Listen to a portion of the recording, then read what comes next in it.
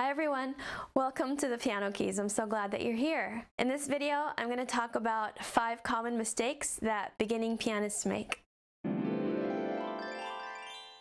The first one is underestimating how complex it is to play the piano. Even if you're really smart and good at lots of things, if you've never attempted to play an instrument, there are going to be skills that you just don't have yet, neural pathways that need to be made, physical movements that your body needs to learn, training your ear to listen like a musician's ear, which is totally different from a non-musician's ear. Teaching your mind to be a musician's mind, to think like a musician. So all these things are very, very specific. And on top of that, when you play the piano, you have to keep track of 10 fingers, this giant keyboard, 2 hands that are doing their own things, and a foot, sometimes 2 feet, that are working pedals. So it's a lot to take on. You might think that, well, I'm smart, I can do this. And it's true, you can, but you'll still have to go through the same processes of learning that someone else would. Maybe somebody not as accomplished as you, maybe somebody not as smart as you, or whatever.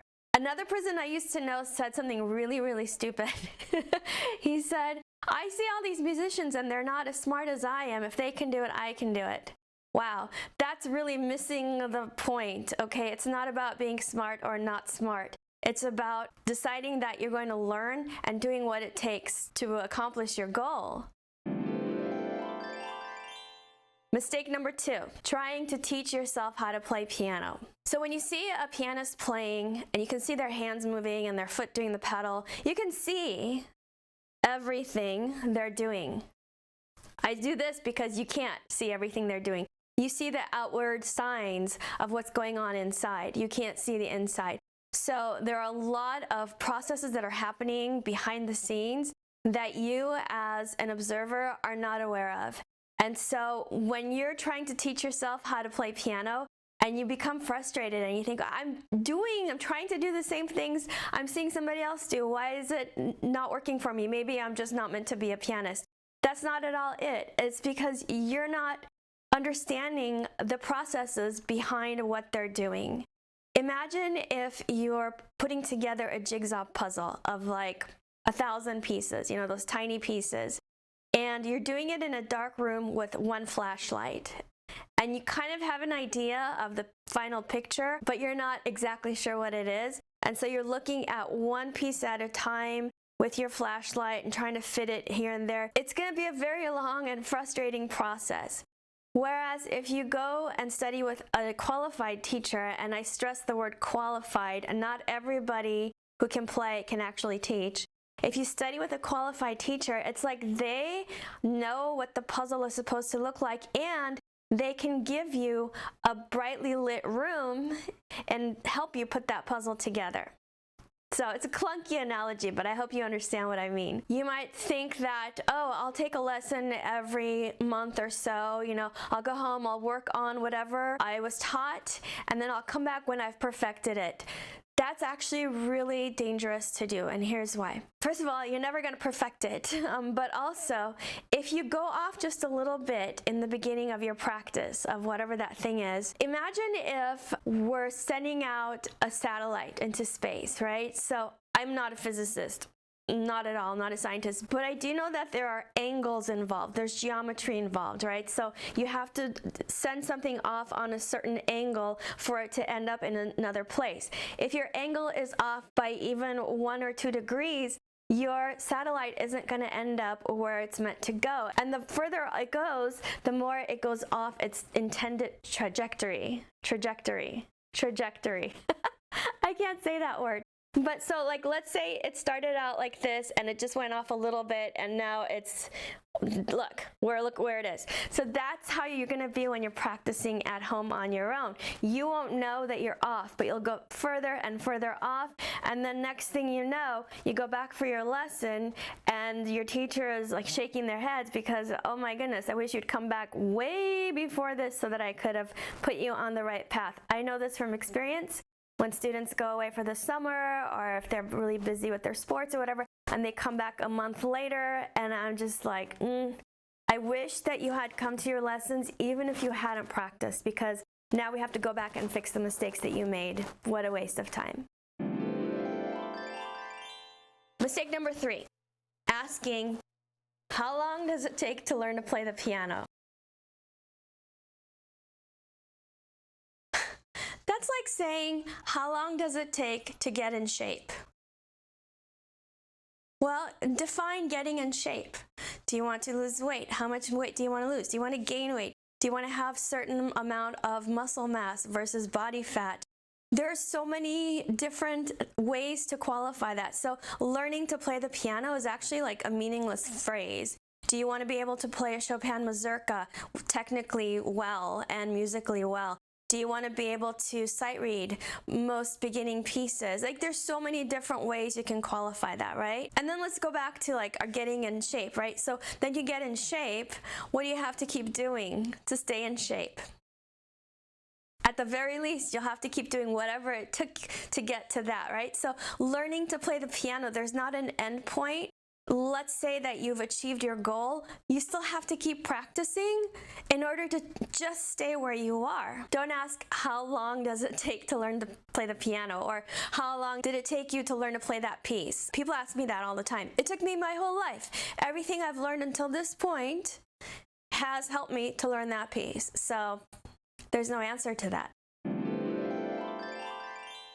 Beginner mistake number 4, not practicing correctly. Even a lot of intermediate pianists don't practice correctly. They might be playing a piece from beginning to end over and over and hoping to learn it. Or they might be playing too fast or not using the metronome. Or they're not working on technique.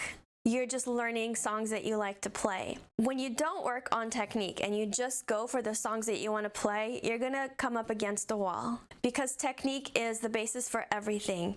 It's like looking at a beautifully frosted cake. It's gorgeous. It's got all the rosettes and the curly cues and all the beautiful things, right? And you cut it to have a piece of that cake, and you keep cutting it, and all you're getting is frosting. There's no cake there, right? Technique is like the cake, and then you can decorate it with frosting, which is like the pieces that you play.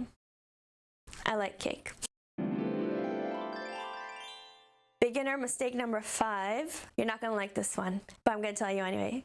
You don't want to perform for anybody. I'm not good enough. It's not my thing. I'm not learning this to become professional. I just want to play for myself.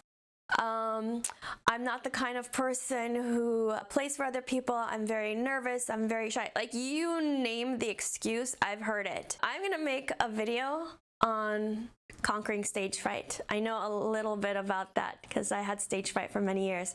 But all of these reasons that you give for not performing, let them go. Here's why you should be performing. It adds a sense of urgency. So if we go back to our getting in shape thing, imagine if you're just getting in shape for no reason, just because I want to, or versus getting in shape because my high school reunion is in 3 months and I want to look great in front of that guy that thought I wasn't good enough for him or whatever, right? Or I'm getting married and I want to fit into this beautiful dress. So now you've got a date in mind and you've got a very specific goal, right?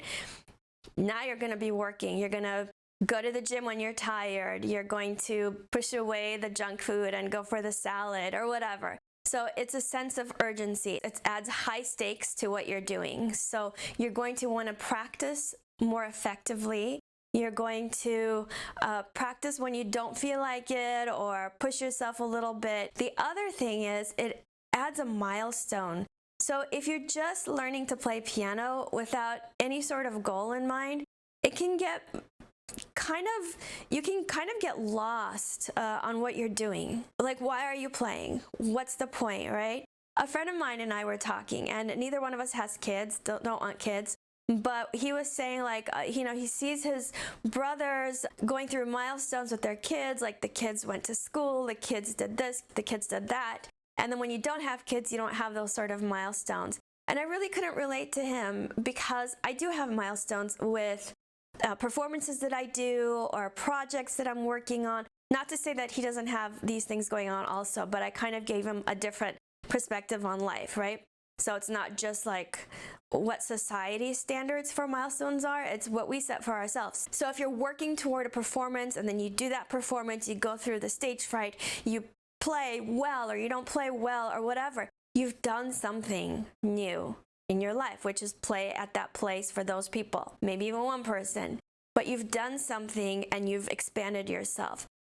And if you're recording those performances, it's a really great way to keep track of how far you've come or what you want to keep going for. You know, maybe like, oh, I played this Bach piece, but I think I can play a more advanced Bach piece next time. All right, those are the 5 mistakes that I've seen beginners make. Let me know what you think.